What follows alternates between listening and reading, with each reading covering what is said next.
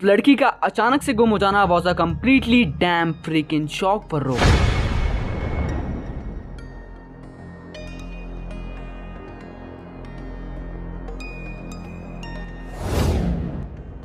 देखते ही देखते 4 महीने बीत गए and one day the girl came back. लेकिन उस लड़की का बर्ताव पूरी तरह से बदल गया था। वो लड़की जैसी पहले हुआ करती थी अब वो वैसी बिल्कुल भी नहीं है। Everything was completely changed. Rohan की तरफ तो वो लड़की पहले से ही नहीं देखती थी, लेकिन अब उसने अपनी खास दोस्तों से भी बात करना बंद कर दिया और the smile from her face was completely gone. लेकिन ऐसा हुआ क्या उन 4 महीनों में जिसने उस लड़की को पूरी तरह से बदल दिया? आखिर ऐसा हुआ क्या है उसे?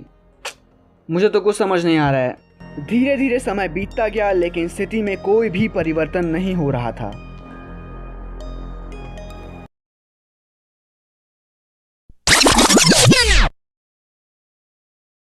दो साल बीत चुके हैं और अब रोहन और वो लड़की 7वीं क्लास में हैं। पिछले 2 सालों में चीजें बिल्कुल भी वैसे नहीं हुई हैं जैसी शायद उन्हें होना चाहिए था। स्कूल का एक नॉर्मल दिन है और रोहन की स्कूल से छुट्टी हो चुकी है। रोहन के स्कूल के पास एक पार्क था जहाँ पर रोहन कभी कभार जाकर बैठता था और आज भी रोहन उसी पार्क में जा रहा था। और जैसे ही वो पार्क में पहुँचता है उसे उस लड़की के रोने की आवाज आती है।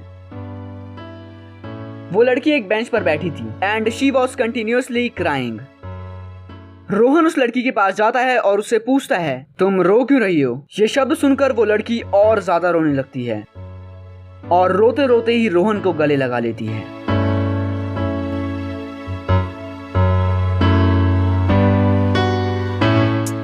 लेकिन शायद ये आखिरी बार था जब रोहन ने उस लड़की को देखा हो। कॉज अगले दिन जैसे ही रोहन अपने स्कूल पहुंचता है, रोहन की क्लास टीचर सभी बच्चों को यह बताती है कि that girl is no more.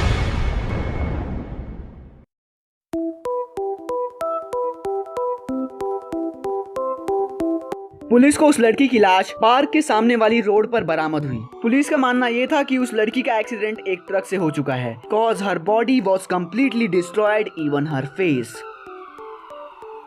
Rohan was completely broked. Rohan ने अपने आप को एक कमरे में बंद कर लिया और 3-4 महीनों तक डिप्रेशन में रहा।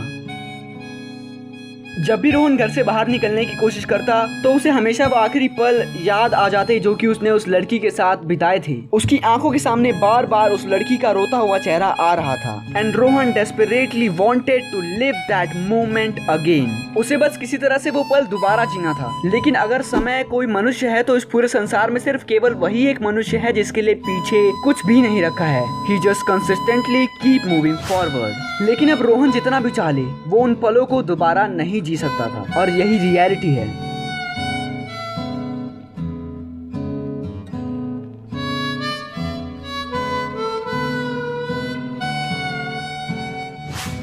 अब 4 महीने बीत चुके हैं और किसी तरह रोहन के माँ बाप रोहन को स्कूल जाने के लिए कन्विंस कर लेते हैं। वो स्कूल में पूरे दिन लास्ट बेंच पर उदास बैठा रहा। किसी भी स्टूडेंट से कोई मतलब नहीं, कौन क्या कर रहा है, किसकी लड़ाई किसके साथ हो रही है, उसे कोई भी फर्क नहीं पड़ता है। एंड तभी एक लड़की जिसका नाम रिया है वो रोहन के पास आती है और उससे कहती है मैं तुम्हें सच्चाई बताना चाहती हूँ कि उसकी मौत आखिर हुई कैसे।